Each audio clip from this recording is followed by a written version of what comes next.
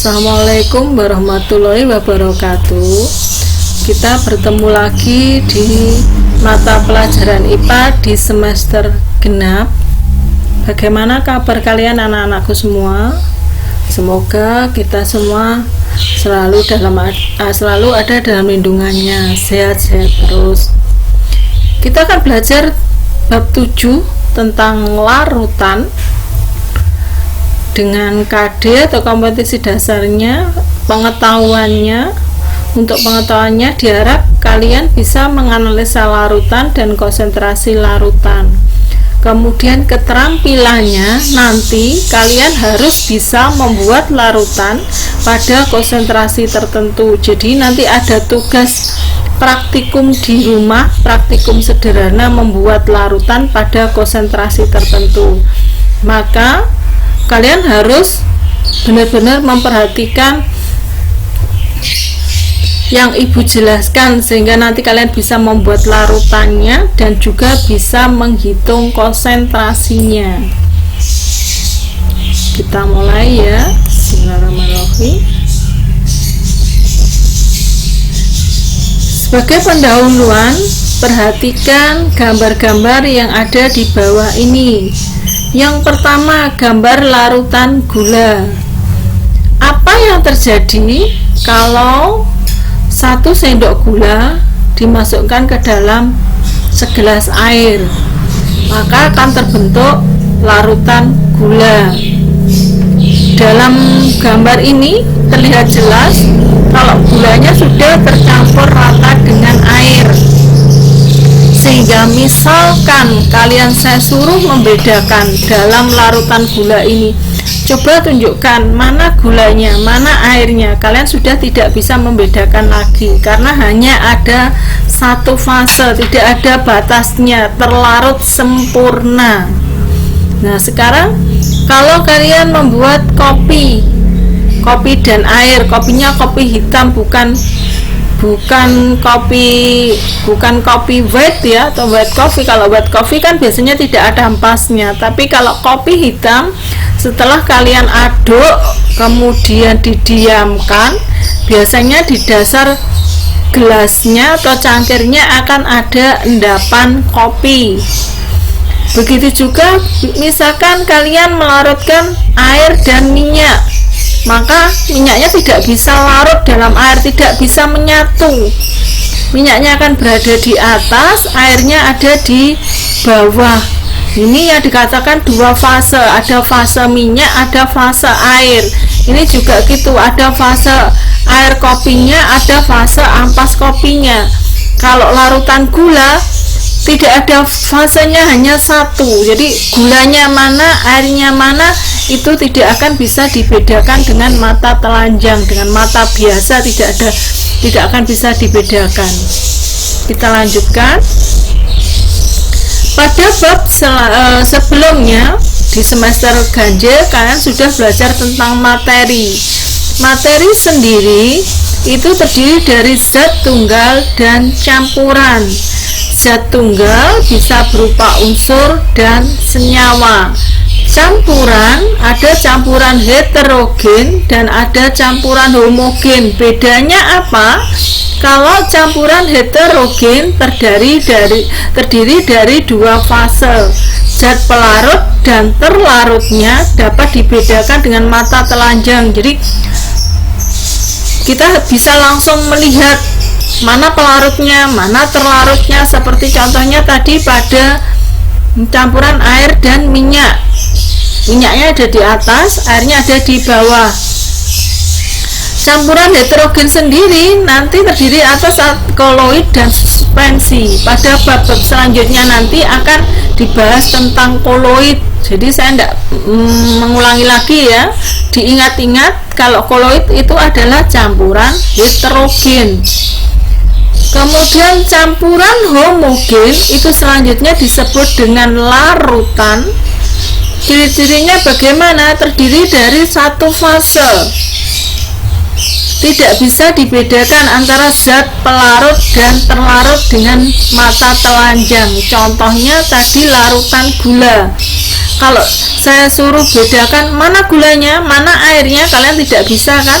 Makanya itu dikatakan larutan gula adalah campuran homogen.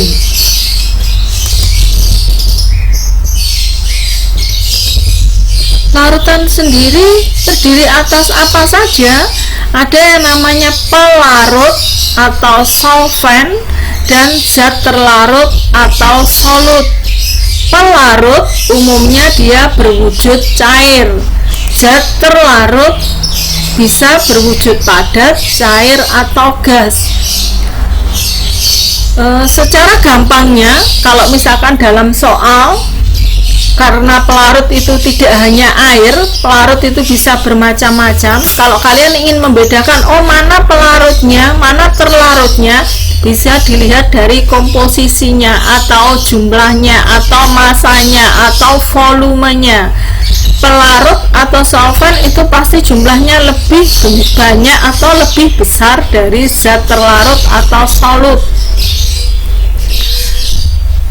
Larutan berdasarkan jenisnya dibedakan menjadi berdasarkan tingkat kelarutan dan berdasarkan daya hantar listriknya.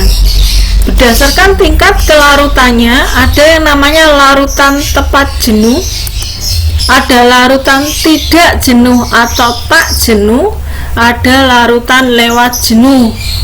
Berdasarkan daya hantar listriknya, ada larutan elektrolit, ada larutan non elektrolit. Sekarang kita bahas satu persatu macam-macam larutan ini. Perhatikan gambar di samping. Gambar 1 itu adalah larutan belum jenuh atau tak jenuh. Gambar 2 ini larutan tepat jenuh.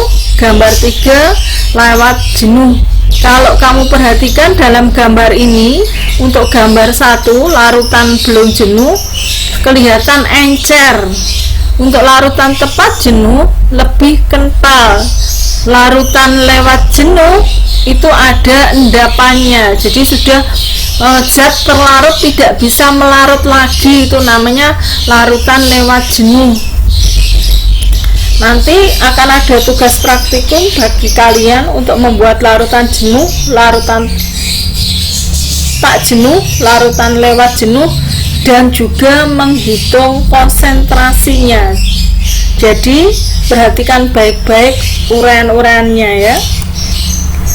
Larutan jenuh tadi sudah larutan tak jenuh tadi sudah Ibu katakan, atau larutan belum jenuh itu encer, sehingga penambahan zat dalam pelarut, zatnya masih dapat melarut. Jadi kalau misalkan kita tambah, kalau kita membuat larutan gula, airnya 1 gelas, gulanya 1 sendok. Kalau kita tambah lagi 1 sendok gula, berarti kan masih bisa larut. Itu namanya larutannya belum jenuh atau larutan tak jenuh, karena zat terlarutnya kecil kalau kita membuat wedang gula ya. Sekarang yang larutan tepat jenuh yang bagaimana? Kalau pelarutan suatu zat yang mencapai batas maksimal, zat terlarutnya dalam jumlah maksimal. Jadi kalau kita membuat sirup atau jeruk, kan gulanya banyak sekali, ditambah air lebih dari 1 sendok tentunya, jadi larutannya bisa kental seperti ini. Nah kalau kita tambahkan lagi, dia nggak akan bisa marut, jadi sudah maksimal, itu namanya tepat jenuh. Kalau yang ditambahkan lagi sampai terjadi endapan atau kristal-kristal, itu namanya larutan lewat jenuh, di mana zat pelarut yang ditambahkan sudah tidak dapat melarut lagi. Selama masih bisa melarut, itu masih pelarutan yang tepat jenuh. Kalau maksimal sudah banyak sekali. Kalau ditambah lagi sampai tidak bisa melarut, zat larutnya melebihi batas kelarutan, itu namanya lewat jenuh. Nah sekarang apa yang dimaksud dengan elektrolit kuat, elektrolit lemah, non elektrolit? Bisa kalian perhatikan dalam gambar ini. Untuk larutan non elektrolit, kalau dengan uji nyala lampu larutan non elektrolit, itu lampunya tidak akan menyala, tidak ada gelembung. Kalau elektrolit kuat, lampunya menyala terang, gelembungnya banyak, gelembung dalam elektrodanya banyak. Ini adalah elektroda ya.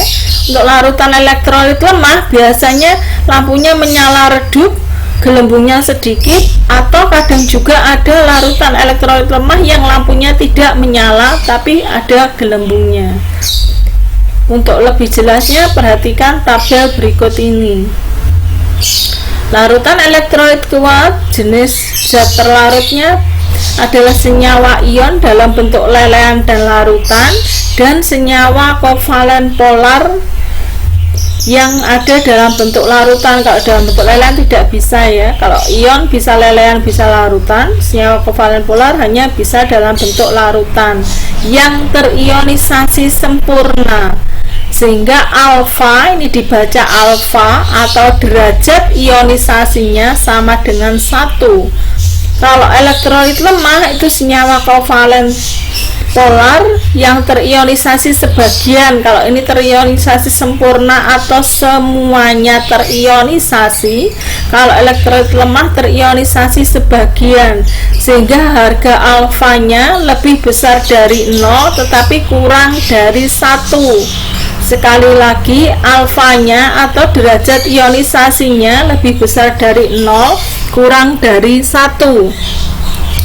Untuk larutan non elektrolit itu senyawa kovalen polar tapi dia tidak terionisasi. Ini terionisasi sempurna, lemah sebagian, non elektrolit tidak terionisasi, sehingga harga derajat disosiasinya atau alfanya sama dengan 0.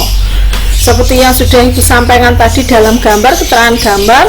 Kalau elektrolit kuatnya lampunya terang, gelembungnya banyak. Kalau elektrolit lemah, lampunya redup, gelembungnya sedikit.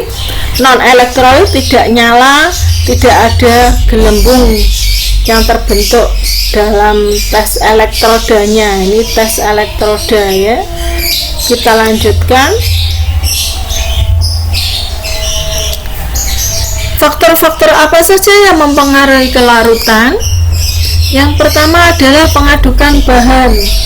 Kalau kalian membuat larutan gula misalkan, gulanya akan cepat larut jika gulanya diaduk. Kenapa demikian? Karena pengadukan bisa mempercepat terjadinya persinggungan molekul zat yang akan dilarutkan. Pengadukan bisa mengurangi gaya tarik antar molekul zat terlarut, sehingga semakin cepat pengadukan akan semakin cepat homogenitas larutan tercapai. Jadi semakin menyatu, semakin homogen. Yang kedua, memperbesar luas permukaan sentuh zat. Contohnya, saat kalian melarutkan gula aren atau gula merah atau gula batok dalam air panas, gulanya akan lebih cepat larut jika gula arennya dipotong tipis-tipis atau kecil-kecil. Kalau dalam bongkahan yang besar, susah larutnya. Kenapa? Karena luas permukaannya kecil. Semakin kecil atau semakin tipis akan memperbesar luas permukaan sentuh zat, sehingga dia cepat larut. Yang ketiga, peningkatan suhu. Jelas ya, kalau kalian membuat larutan gulanya akan lebih mudah larut jika airnya adalah air panas. Kalau airnya air dingin atau air es akan semakin sulit larutnya. Kenapa? Karena kalau suhunya panas, peningkatan suhu itu dapat meningkatkan energi kinetik partikel zat terlarut, sehingga partikel zat terlarut dapat bergerak semakin cepat. Karena bergeraknya semakin cepat, maka semakin mudah cepat larut. Jelas ya anak-anak? Kita lanjutkan lagi.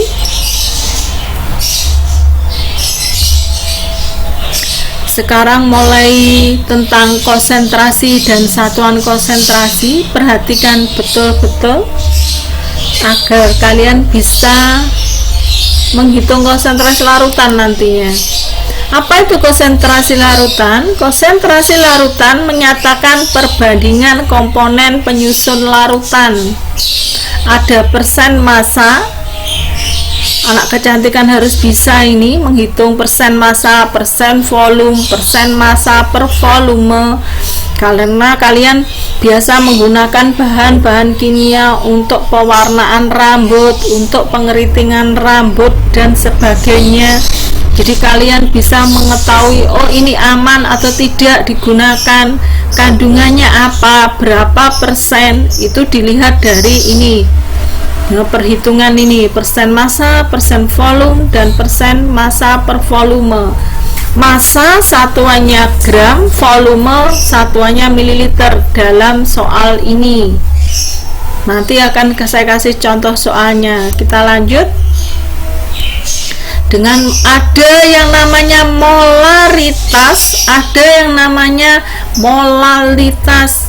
Kalau molaritas dilambangkan dengan M besar, M huruf kapital, maaf bukan M besar ya, tapi M huruf kapital. Kalau molalitas itu dalam M huruf kecil. Kenapa tidak saya sebut M huruf besar? Kalau kalian menulis M kecil, walaupun sebesar papan itu tetap M kecil. Tapi kalau saya bilang M kapital, berarti walaupun nulisnya kecil, tetap ini M kapital, M-nya seperti ini ya. Jelas di sini mol zat terlarut dibagi volume larutan. Ingat, volumenya dalam liter. Kalau sudah ditanya M, tapi nanti kalau masih belum bentuk ini bisa berupa mililiter ini ya. Nanti akan Ibu berikan contoh perhitungannya.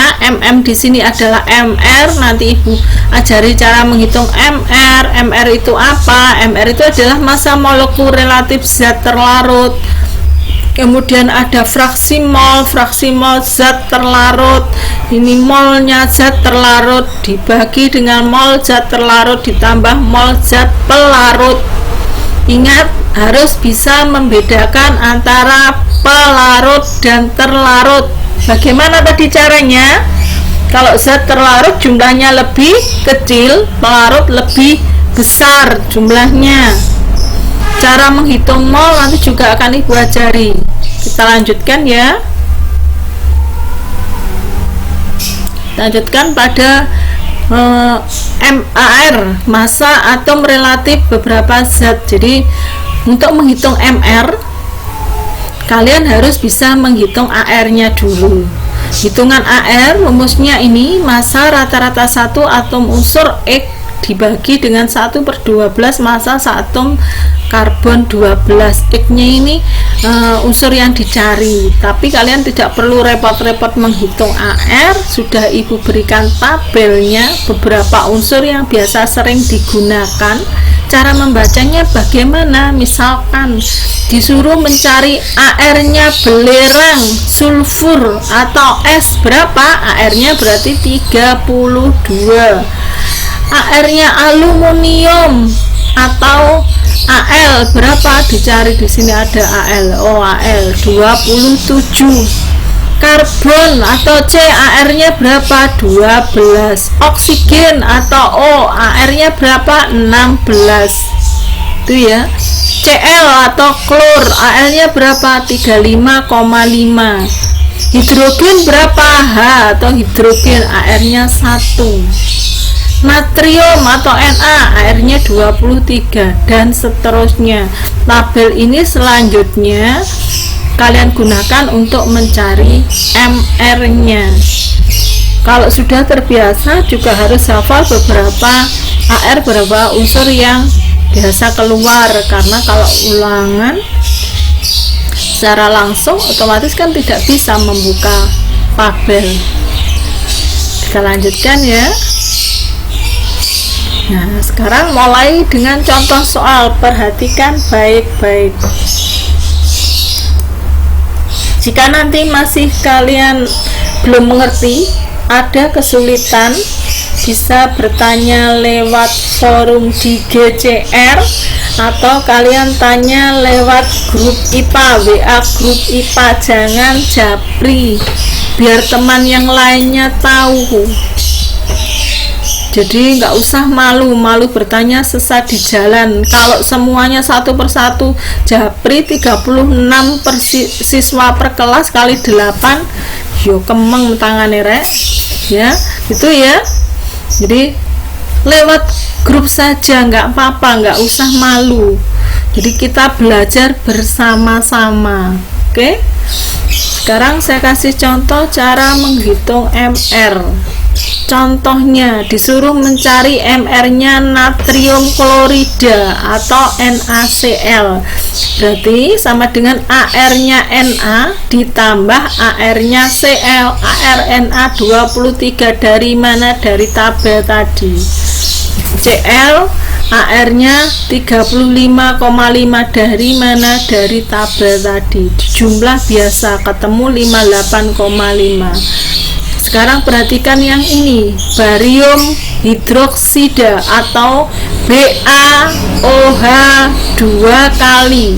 Kenapa saya bacanya BaOH 2 kali? Artinya OH-nya yang ada dalam kurung ini masing-masing dikalikan 2.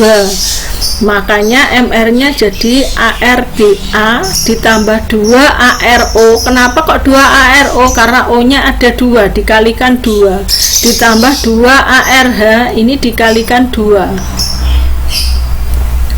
Perkalian biasa 137 dari tabel, 16 dari tabel, 1 dari tabel, ketemu 171. Sekarang misalkan suruh mencari MR-nya asam cuka CH3COOH atau asam asetat. Bisa digabung karena C-nya ada 2, langsung 2 ARC ditambah 4 ARH. Dari mana 4? Ini 3 ditambah 1 ditambah 2 ARO. Dari mana 2 ARO? nya ada 2, 1, 2. Perkalian biasa 12 dari tabel, 1 dari tabel, 16 dari tabel, ketemu 60.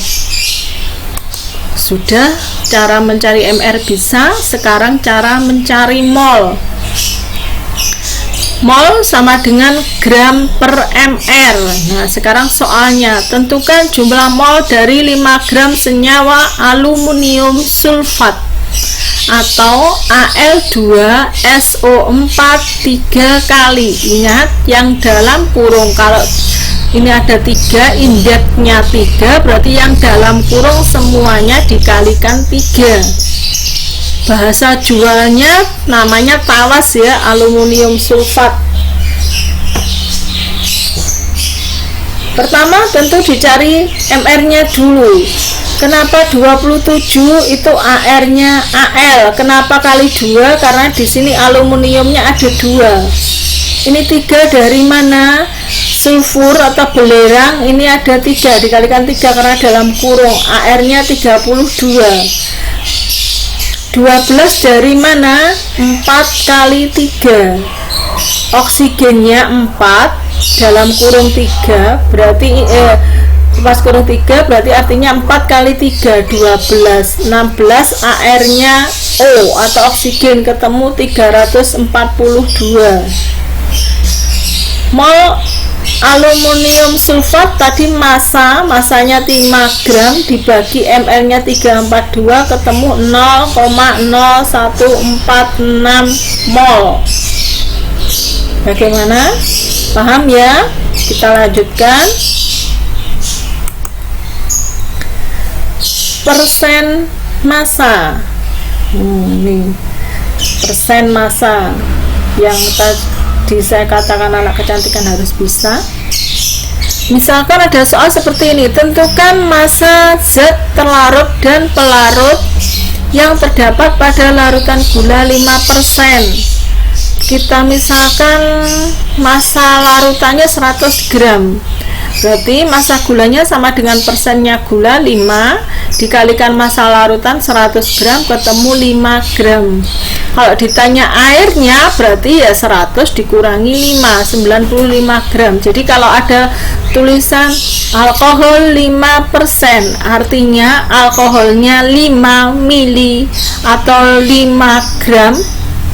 Kemudian yang 95 adalah pelarutnya. Paham ya, anak-anak? Kita lanjutkan. Sekarang yang molalitas.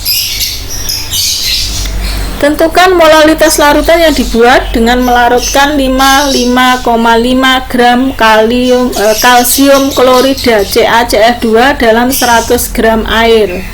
Dicari mR-nya CaCl2 40, AR-nya Ca2 karena Ca-nya ada 2, klornya 2, AR-nya 35,5 ketemu 111. Tadi rumusnya M gram per mR, masanya ini 55 gram dibagi mR-nya 111 kali 1000 per P. P ini massa pelarutnya, airnya 200 gram. Hitungan biasa ketemu 2,5 mol. Sekarang yang molaritas, berapakah molaritas 0,4 gram NaOH jika diketahui mR-nya 40 dalam 250 ml larutan? Karena sudah diketahui mR-nya, berarti tidak perlu mencari mR-nya, tapi langsung dicari molnya. Mol tadi gram per mR, masanya NaOH dibagi mR-nya NaOH ketemu 0,01. Sekarang ditanya molarnya, tadi kan rumusnya mol dibagi volume, volumenya dalam liter. Karena ini dalam mililiter, maka dijadikan ke liter dulu, dibagi 1000. Sudah tahu kan caranya, kan sudah kalian pelajari di bab awal ya, bab 1 tentang pengukuran. Jadi 0 menjadi 0,01 mol dibagi 0,25 liter. 0,25 dari 250 ml dibagi 1000 sehingga ketemunya 0,25 liter. Hasil akhirnya 0,04 molar. Kita lanjutkan ke fraksi mol. Tentukan fraksi mol terlarut dan pelarut jika ke dalam 36 gram air atau H2O dilarutkan 30 gram asam cuka atau CH3COOH atau asam asetat. Kita cari mR-nya masing-masing. mR-nya air dulu 1 kali 2, AR-nya H1 dikalikan 2 karena jumlahnya 2, 16, AR-nya O 18. mR-nya CH3COOH atau asam cuka atau asam asetat 60. Tadi sudah di awal ada cara menghitungnya. Dicari molnya masing-masing. Molnya pelarut H2O, molnya air terlarut asam asetat ya. Mol berarti gram per mR, gramnya masanya airnya tadi, masanya air berapa? 36. Berarti dibagi mR-nya 18 ketemu 2. Kemudian molnya asam asetat, masanya asam asetat 30 dibagi mR-nya asam asetat 60, 0,5. Ini yang saya katakan tadi. Kenapa kalau lebih mudahnya kalau zat terlarut membedakan, loh ini mana pelarutnya air atau asam cuka? Bisa dilihat dari komposisinya. Kalau kalian lihat airnya 2 mol, asam asetat atau cukanya 0,5 mol. Banyak mana? Banyak air kan? Berarti air sebagai pelarut, cukanya sebagai zat terlarut. Sekarang kita cari satu persatu fraksi mol zat terlarut atau X terlarut. Tadi rumusnya molnya zat terlarut, molnya cuka dibagi molnya cuka ditambah molnya air ketemu 0,2. Kalau fraksi mol zat pelarut atau air tadi berarti molnya air dibagi molnya cuka ditambah molnya air ketemu 0,8. Bagaimana? Bisa dimengerti anak-anak? Sekali lagi, jika ada kesulitan jangan malu untuk bertanya. Bisa tanya lewat GCR, bisa tanya lewat WA grup IPA. Saya akhiri sampai di sini ya anak-anak. Tetap semangat untuk belajar. Ingat pesan ibu 3M, jangan kemana-mana, di rumah saja, belajar dari rumah.